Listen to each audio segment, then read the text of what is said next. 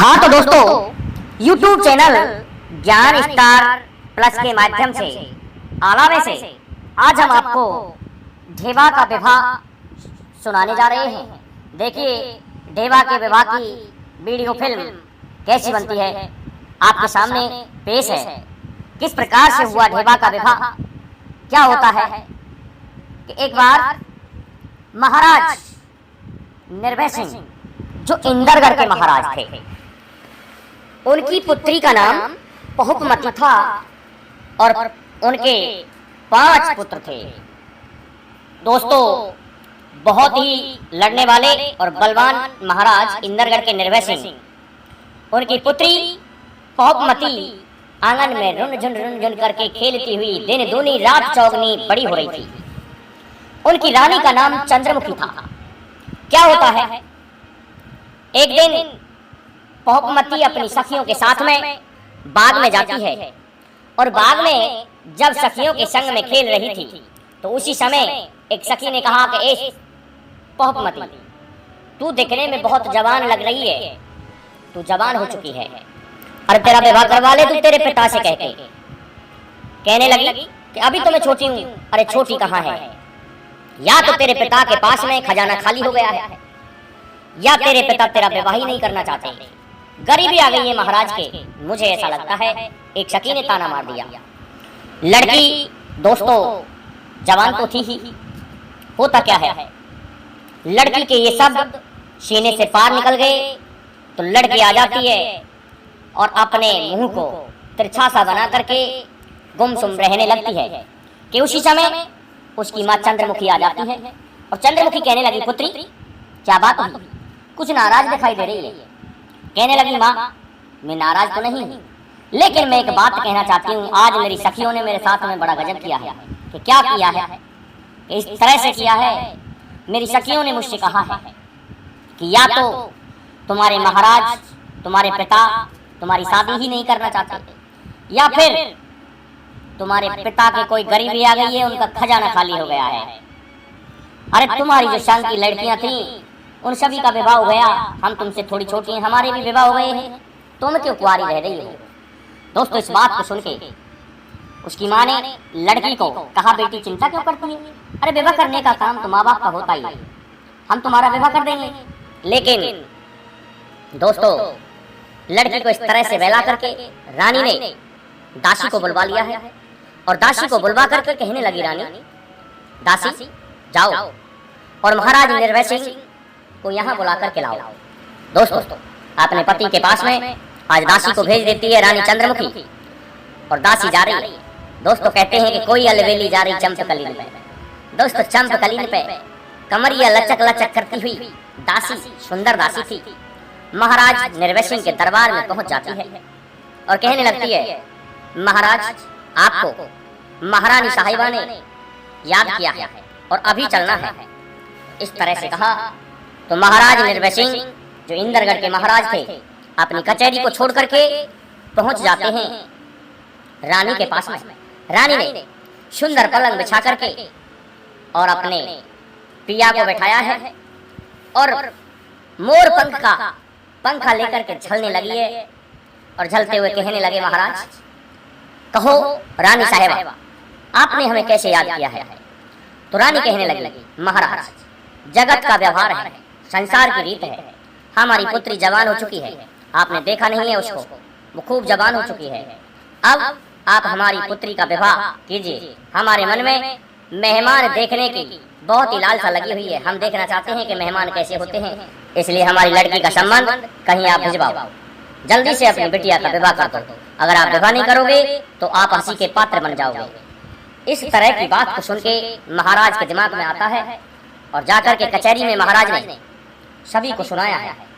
कैसा है, कोई ऐसा भूप होना चाहिए जो बलवान और संपन्न देश हो और उसका सुंदर सा लड़का हो जो करीब 20 वर्ष का हो। हम हमारी पुत्री पहुपमती का विवाह करना चाहते हैं। दोस्तों मंथन हुआ मंत्रियों में और क्या कहा कि हमारे 5 पुत्र हैं, उनकी विषम तलवारें हैं और हमारी विषम तलवार है, जो हमको युद्ध में जीत करके हमारी पुत्री से विवाह करेगा, हम उसके साथ ही विवाह करेंगे। दोस्तों, आज नाई और पंडित बुला लिए गए हैं। उनका बड़ा पुत्र जोत सिंह और देखिए फतेह सिंह, अभय सिंह, शेर सिंह, इस तरह के पांचों के नाम थे। तो क्या होता है, आज जोत सिंह के लिए पंडित ने टीका बना करके, लगन टीका लिख करके साथ में ले लिया है और नाई ब्राह्मण और जोत सिंह तीनों चल देते हैं। लेकिन जब चलने लगे तो उस समय महाराज निर्भय सिंह कहने लगे, कैसा है जोत सिंह, आप किसी भी गढ़ में हमारी पुत्री का विवाह कर देना जहां आपको योग्य वर मिल जाए, परंतु याद रहे आपको गढ़ महोबे में नहीं जाना है। वहां पर बनाफर लोग रहते हैं जो ऊंची जात है, वो नौकर हैं और वो राजा बनते हैं अपने मन में। उनके पास में ये टीका नहीं जाना चाहिए। दोस्तों, इस प्रकार से कह करके आज विदा कर दिया है अपने बड़े पुत्र को। टीका को लेकर के आज घूम रहे हैं नाई पंडित और बड़ा पुत्र जोत सिंह। जब कहीं भी उनको टीका चढ़ाने का मौका नहीं मिला, कोई योग्य वर नहीं मिला, जहां भी जाते उन तलवारों की सुन करके पांच पुत्र जो बलवान थे सभी लोग मना कर देते थे। पहुंचते पहुंचते गढ़ कन्नौज में पहुंच जाते हैं और कन्नौजगढ़ में जैसे ही पहुंचे तो वहां पर लाखन राणा, उनके पिता जयचंद आदि उपस्थित थे। लेकिन दोस्तों ध्यान रहे, लाखन की मित्रता नर उदल से थी। नर उदल उस समय शिकार खेलते हुए कन्नौज में आए हुए थे, अपने घोड़े पर आ रहे थे कि जैसे ही कन्नौज की तरफ जोत सिंह और ब्राह्मण और नाई बढ़ने लगे कि रास्ते में मिल जाते हैं उदल को। कहने लगे, कहाँ जा रहे हो? कि हम इंदरगढ़ से आए हुए हैं महाराज, और हाँ ये महाराज निर्भय सिंह की पुत्री पहुपमती का टीका है जिसे हम गढ़ कन्नौज में ले जा रहे हैं। दोस्तों, लाखन के पास में टीका पहुंच तो जाता है लेकिन उदल पहुंच जाता है। उदल ने कहा, लाखन हम तुम्हारा विवाह करवा देंगे, लेकिन हमारा एक मंत्री ढेवा, जो ढेवा वीर है, हमारा ही भाई है पांचवा, हम उसका विवाह करवाना चाहते हैं। इसलिए ललकार करके उदल ने कहा कि हम जिस गढ़ पर चढ़ जाते हैं वहां से जबरदस्ती 7 भावने डाल करके लाते हैं, इसलिए अपनी खैर चाहो तो ये टीका रिजगिर में ले चलो। दोस्तों, उदल ने जबरदस्ती धमकी दे करके नाई ब्राह्मण और जोत सिंह तीनों को अपनी हिरासत में लेकर के रिजगिर को ले आए हैं। और रिजगिर में आकर के उदल ने, दोस्तों शहर सजा हुआ था रिजगिर, वहां आकर के ढेबा का टीका आया है, इस तरह से डोरी पिटवा दी है और आज ढेबा पर वो टीका चढ़वा लिया है। और बड़े आराम से तसल्ली के साथ में उस लगन टीका को पढ़ के सुनाया गया कि ये उस दिन का विवाह है, शुद्ध साया है ब्राह्मणों द्वारा। और फिर आदर के साथ में महाराज निर्भय सिंह के बड़े पुत्र और नाई ब्राह्मण को विदा कर दिया है। निर्भय सिंह आ जाते हैं और निर्भय सिंह के दरबार में जब जोत सिंह ने प्रवेश किया तो कहा कि महाराज, हमारे साथ में धोखा हुआ। कि क्या हुआ पुत्र? कैसा है, हम कन्नौज को जा रहे थे, लेकिन बनाफरों में जो उदल है उसने हमें जबरदस्ती बंदी बना लिया और हमारे टीका को छीन करके ले गए और हमको भी जबरदस्ती उठा ले गए। और उन्होंने ये टीका उनके मंत्री ढेबा पर चढ़ा दिया है। कह रहे थे कि ये हमारा ही छोटा भाई है, इसको हमें मंत्री बना रखा है। दोस्तों, ये बात सुनी तो राजा जल उठा, लेकिन कहने लगा देखा जाएगा। इधर क्या होता है, महल को ये सूचना लग जाती है। तो महल को जैसे ही ये सूचना लगी, महल ने क्या किया, अपनी लीली घोड़ी पर सवार हो जाते हैं और लीली घोड़ी पर सवार होकर के पहुंच जाते हैं इंदरगढ़ को। इंदरगढ़ में पहुंच करके क्या कहा है आज महल ने? दोस्तों, 7 कदम से आज बंदगी की है महाराज निर्भय सिंह की। चरणों में शीश झुका करके महल कहने लगा, अरे ओछी जात हैं जो नौकर हैं और उन्होंने आपके टीका को जबरदस्ती छीन लिया है महाराज। इसलिए आपको एक काम करना चाहिए, पृथ्वीराज महाराज जो दिल्ली के चौहान हैं उनसे सहायता लेनी चाहिए और दोनों की सेना मिलके इन बनाफरों को समाप्त कर दो। यदि आपका ये टीका उन पर सफल रहा, जो आपकी पुत्री से विवाह हो गया, तो समझ लो आपकी नाक जड़ से कट जाएगी। इसलिए ध्यान रहे महाराज। तो कहने लगा इंदरगढ़ का भूप निर्भय सिंह कि हम पृथ्वीराज चौहान के पास अवश्य जाएंगे। लेकिन होता क्या है देखिए क्या करता है, वहाँ राजा को भड़का करके महल दिल्ली की तरफ चल देता है और पहुंच जाता है महाराज पृथ्वीराज चौहान के दरबार में। महाराज पृथ्वीराज चौहान के दरबार में पहुंच करके 7 कदम से आज प्रणाम करता है और चरणों में शीश नवा करके कहता है, महाराज दिल्ली के चौहान, देखिए बड़े गजब की बात है, टुकड़े खोर गुलाम बनाकर जो एक नौकर ही तो है चंदेले के, वो अपने आप को राजा कहने लग गए हैं। सभी गढ़ों से वो डोला मार रहे हैं। आज इंदरगढ़ के महाराज निर्भय सिंह की पुत्री का टीका जबरदस्ती उदल ने छीन करके अपने रेजगिर में ले जा करके अपने मंत्री ढेबा पर चढ़ा दिया है। इसलिए आपको ये विदित रहे, हम राजाओं की नाक कट जाएगी, इसलिए आपको महाराज निर्भय सिंह की मदद करनी चाहिए। ऐसा कहकर के महल आज वापस चल देता है। पृथ्वीराज कहने लगे कि जब बना पर विवाह करने के लिए आए तो हमें सूचित करना। इस तरह से आज महल से पृथ्वीराज चौहान ने कह दिया है।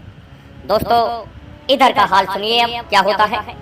इधर उदल ने संपूर्ण दल को सजा लिया है, बारात सजवा दी गई है। आज तेल मांगर उबटन लग रहा है। आज ढेबावीर को दूल्हा बनाया जा रहा है और माता देव कमर ने सजा धजा करके कुंवर ढेबा को आज पालकी में बैठा दिया है। और दोस्तों, इधर निमंत्रण कन्नौज में तो था ही, जो भी रिश्तेदारियां थी उन सभी में निमंत्रण भिजवा दिया गया है। वहां से सेना लेकर के सूर लड़ा के अपनी फौजों को साथ में ले लेकर के आ जाते हैं और बारात में शामिल हो जाते हैं। सबको पता था कि 5 तलवारें हैं, उसमें लिख रहा था 5 पुत्र बड़े लड़वैया हैं, उन लड़ने वाले पुत्रों से जो जीत जाएगा वही विवाह कर पाएगा। दोस्तों, बारात जा रही है, हंसी खुशी पहुंच जाते हैं रात दिना की मंजिल करके इंदरगढ़ के धुरे पर। और जब धुरे पर पहुंच गए तो देखिए दोस्तों, तंबू लगवा दिए गए हैं। उन तंबुओं में आज फौज पड़ी हुई है और उस सेना में पड़े हुए जवान मौज कर रहे हैं। रात में विश्राम करके प्रातःकाल हुआ तो वीर आला ने अपनी एक सभा बुलाई। उस सभा में क्या कहा, कैसा है, अब ऐपनवारी भिजवा दी जाए। दोस्तों, आप बार बार ये कहते होंगे कि ऐपनवारी क्या होती है। आजकल तो दोस्तों बरौना टांगा जाता है। बरौना इस बात का शुभचिंतक होता है, ये सूचना दी जाती है बरौना के माध्यम से कि हाँ, हम बारात लेकर के आ गए। उस बरौना को टांगना पड़ता है, लेकिन उस समय वो बरौना तो टांगा जाता ही था, लेकिन उसके साथ में एक पत्र और होता था, उस पत्र को भी टांगना पड़ता था उस बरौना के साथ में जो उसी में रहता था।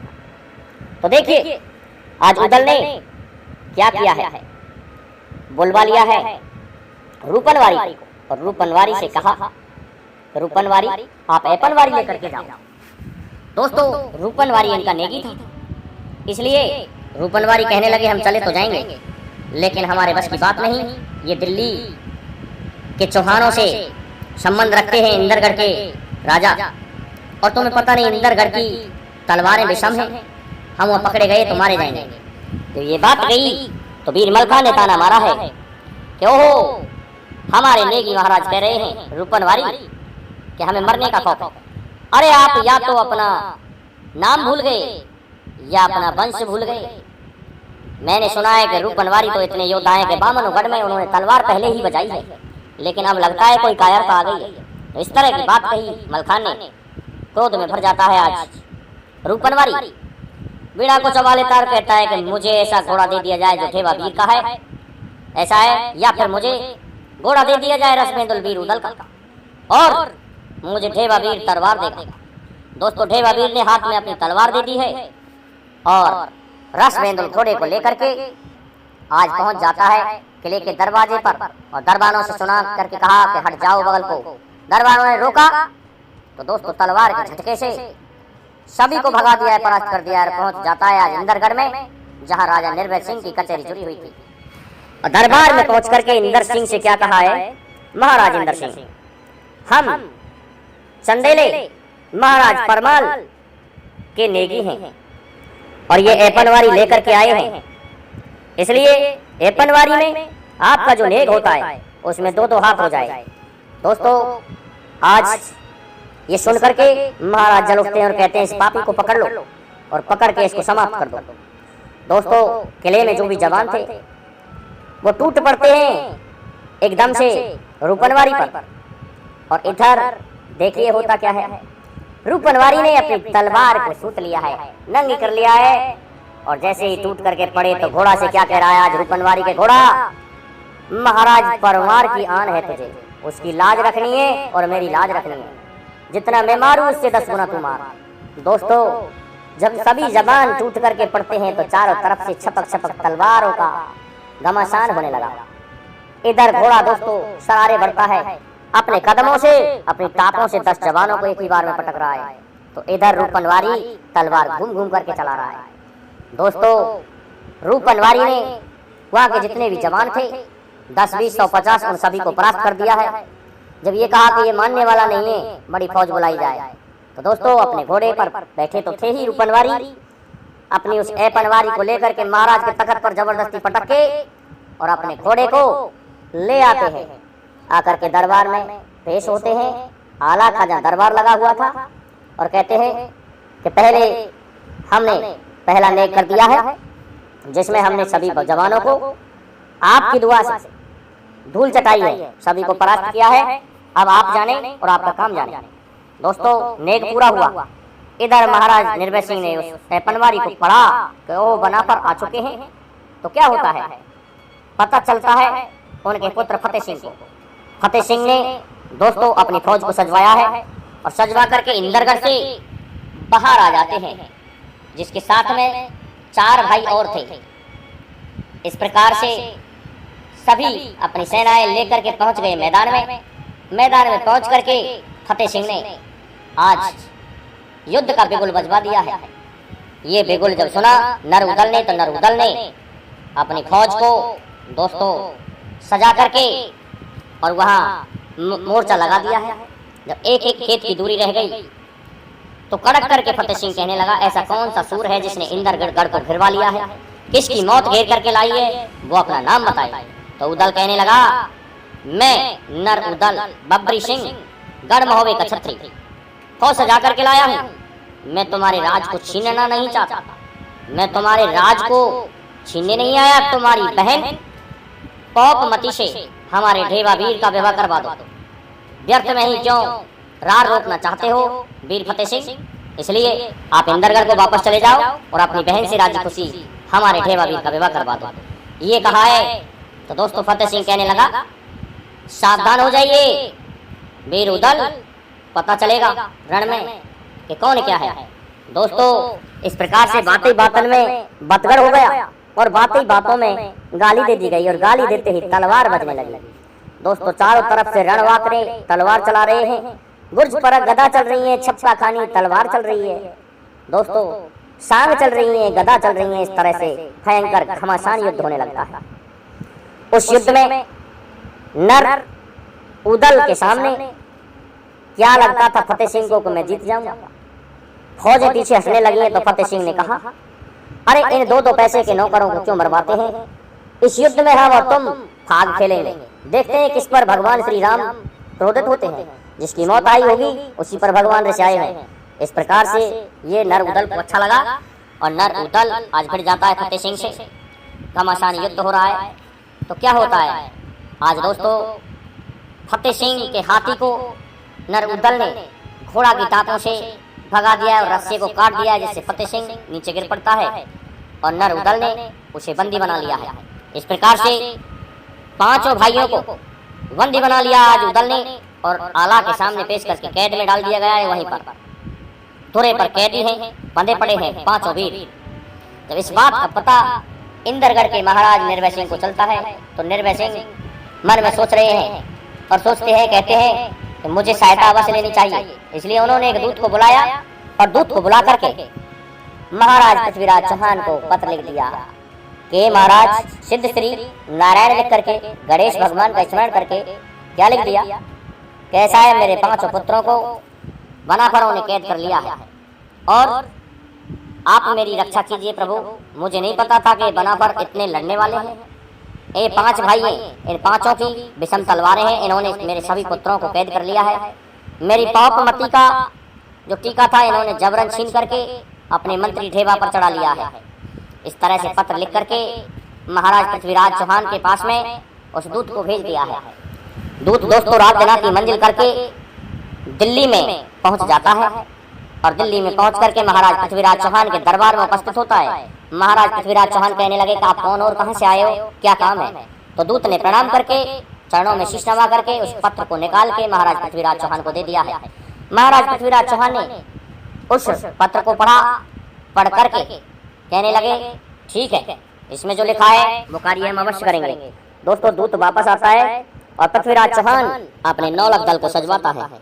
9 लाख दल को सजा करके कि इंद्रगढ़ की ओर प्रस्थान करो। रात दिन चल करके महाराज पृथ्वीराज चौहान अपने 9 लाख दल को लेकर के इंद्रगढ़ में उपस्थित हो जाते हैं।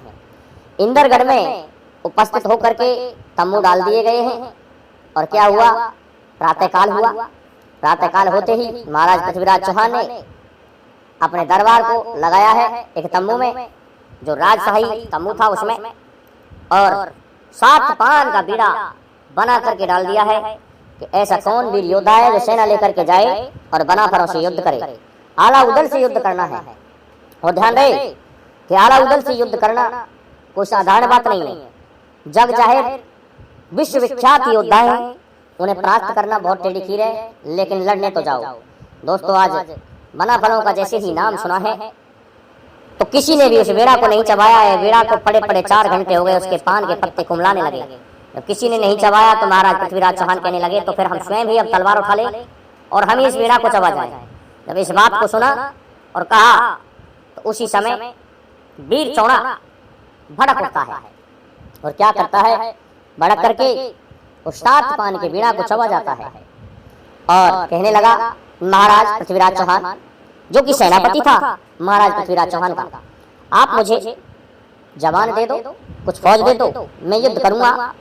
दोस्तों चौड़ा के साथ में 30,000 की फौज भेज दी है और अच्छे अच्छे जो वीर योद्धा थे उसने जो छांटे थे पारक आदि उनको साथ में लिया है। लोहा मोती दोस्तों बूंदा और चौड़ा, ये 4 व्यक्ति एक साथ में 30,000 की फौज लेकर के युद्ध के लिए जाते हैं और धुरे पर जाकर के अपनी फौज को रोक के युद्ध का बिगुल बजा देते हैं। जब ये सुना तो इधर मलखान वीर को पता चलता है तो मलखान अपनी फौज सजा रहे थे, अपनी फौज को लेकर के मलखान पहुंच जाते हैं। मलखान ने देखा कि अब की बार युद्ध करने कौन आया है। देखा कि युद्ध करने के लिए चौड़ा वीर आया हुआ है। चौड़ा ने जाकर के ललकार दी मलखान को और कहा, अरे मलखान, अपनी जान चाहते हो तो सरसागढ़ को वापस लौट जाओ। अरे तुम्हें पता नहीं है महाराज पृथ्वीराज चौहान पधार गए हैं, 9 लाख दल है उनका, तुम बना परों का वंश मिट जाएगा, इसलिए चले जाओ। तो मलखान कहने लगे, चौड़िया राय, आपने चाकरी की है, आप 2 कौड़ी के सेनापति हो और आपने इस तरह से हमें कह दिया। दोस्तों सरसा के सम्राट मलखान ने ललकार करके कहा है, ऐसा है हम बातों से उत्तर नहीं देते, हम तलवार से उत्तर देते हैं। तो दोस्तों दोनों में आज बातों में बल बढ़ गया और क्या कहा है कि आप दिल्ली को वापस चले जाएं। आपको पता है हम बिना विवाह करे वापस नहीं लौट सकते, यह महोबिया वंश की आन है, इसलिए चौड़ा तुम मरने क्यों आ गए दिल्ली से यहाँ, अपने चौहान से कह दो वापस लौट जाएं। दोस्तों इस तरह से दोनों में बातों का बतगड़ होने लगा और तभी चौड़िया राय ने एक गाली दे दी। गाली देते ही वो तलवार बजने लगी और क्या कहने लगे, बीर मलखान के ऐसा है चौड़ा, आप पहले अपने वार कर लो, उसके बाद में हम अपने वार करेंगे। दोस्तों चौड़ा ने आज तलवार खींच ली है तो उसके पास में जितनी भी कटारी और बर्छी थी सभी फेंक फेंक करके बीर मलखान पर मारी है और अपने भाले को उठा लिया है, जो दोस्तों 81 किलो का भाला था उस समय। चौड़ा राय ने उस भाले को मारा तो देखिए कबूतरी घोड़ी पर सवार थे मलखान, घोड़ी बगल को हट जाती है और वो जो शान भाला था वो जमीन में धंस जाता है।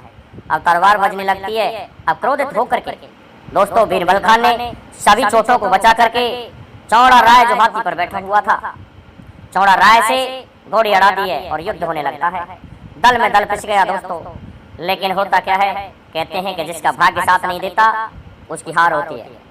दोस्तों वीर मलखान ने अपनी कबूतरी घोड़ी के इस तरह से एड़ लगाई कि घोड़ी ने एक ही बार में अपने पैर उसके हाथी पर रख दिए और इतने में ही वीर मलखान ने उसके रस्सियों को काट डाला है और धड़ाम से चौड़िया राय जमीन में गिर पड़ते हैं और हाथी भाग जाता है।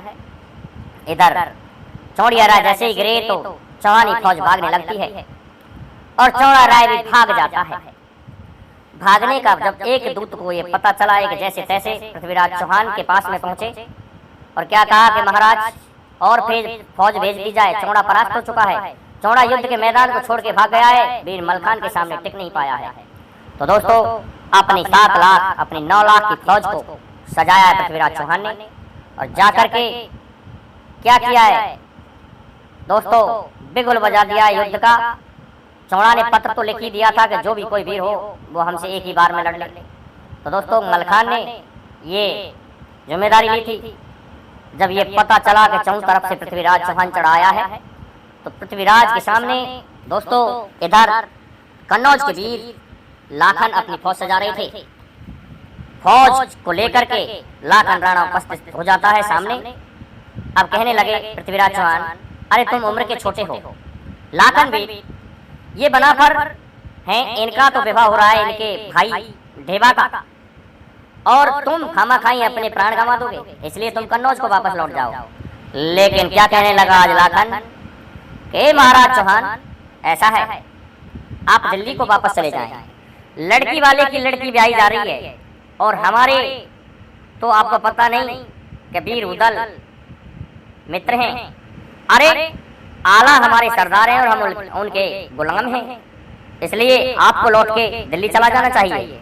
दोस्तों जब इस तरह से कहा तो पृथ्वीराज चौहान कहने लगे लाखन नहीं मानेगा कि मारने की क्या बात है, आप खामा खाई गुलामी करने चले आए, अरे आप तो सम्राट राजा हो, आपको गुलामी करने की क्या आवश्यकता है।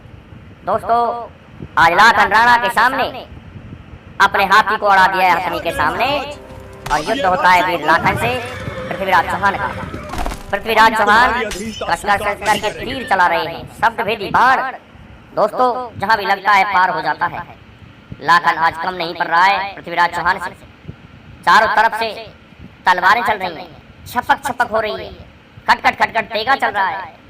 दोस्तों क्या किया है कि पृथ्वीराज चौहान ने क्रोधित होकर के अपनी शान को उठा लिया है और लाखन राणा पर जो 12 मन की शान थी पृथ्वीराज चौहान की एकदम से फेंक करके मारी है।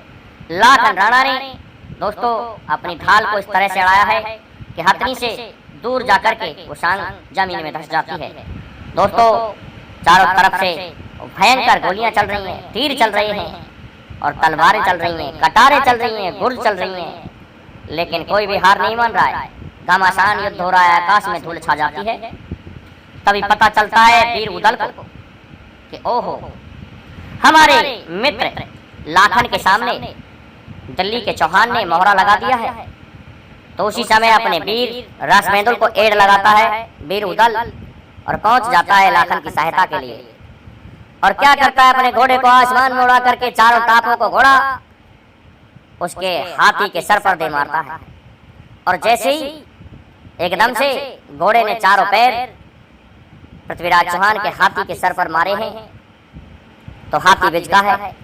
तब तक नर उदल ने दोस्तों आज रस्सियों को काट डाला है और रस्सियों को काट करके पृथ्वीराज चौहान को हाथी से गिरा दिया है। पृथ्वीराज चौहान ने देखा कि ये तो बड़े लड़ैया हैं, इनसे जीतना असंभव है, इसलिए पृथ्वीराज चौहान भी अपने प्राण बचाने के लिए मैदान को छोड़ के भाग जाते हैं। दिल्ली की फौज भाग जाती है दोस्तों पृथ्वीराज चौहान के भागते ही बनापरों का बिगुल बच जाता है। इधर 500 की फौज को लेकर के निर्भय सिंह भी युद्ध में गया हुआ था। निर्भय सिंह को कैद करने के लिए दोस्तों उसके सामने वीर आला थे, उसे परास्त कर डाला है आज वीर आला ने। जैसे ही वीर आला ने निर्भय सिंह को परास्त किया तो कहने लगे महाराज मंडली का अवतार, मेरा मन भर गया, मुझे पता चल गया, आज मेरी समझ में आ गया कि तुम पांचों भाई कितने बड़े योद्धा हो, कितने लड़ने वाले हो। तुमने आज मुझे हराया है, इसलिए अब आप मेरे पुत्रों को छोड़ दो और इंदरगढ़ में चल के आप वीर ढेबा और हमारी पुत्री का विवाह हंसी खुशी करके लाई। लेकिन दोस्तों वीर आला के गले नहीं उतरी ये बात, तो राजा ने फिर इस बात में वजन डालने के लिए गंगा जल को उठा लिया है। तब जाकर के विश्वास आता है। इस प्रकार से अपने सभी पुत्रों को छुड़ा करके वीर निर्भय सिंह अपने इंदरगढ़ को प्रस्थान करते हैं। इधर दोस्तों देवा वीर को सजा करके बारौटी का नेग होता है और पहुंच जाते हैं बना पर इंदरगढ़ के किले में। और क्या करते हैं, किले के बाहर ही नर उदल ने सांगों को गाड़ दिया है और ढालों से उस मंडप को छा दिया है। इस प्रकार से मंडप बना दिया है जहाँ पर पौपमती को बुलवा करके दोस्तों राजा से जबरदस्ती कन्यादान करवाया है। और सातों गंवरिया आज ढेवावीर की पौपमती के साथ में पड़ जाती हैं। जब स्त्रियों को ये पता चला, चंद्रमुखी को भी पता चला कि हमारी पौपमती बड़ी भाग्यवान है, जिसे इतना सबल वीर योद्धा पति मिला है। दोस्तों कन्यादान हंसी खुशी होकर के आज पौपमती को ढोला को लेकर के बना पर रिजगिर में पहुंच जाते हैं, जब मंगलाचार किया जाता है। माँ देव कमर खुली नहीं समाती है। इस प्रकार से वीर ढेवा का विवाह होता है। तो दोस्तों आपको हमारा ये वीडियो कैसा लगा, आप हमें कमेंट करके जरूर बताएं। तब तक के लिए अगला वीडियो हम प्रस्तुत करें, उसके लिए जय हिंद, जय भारत, जय जय श्री राधे, जय जय श्री राम।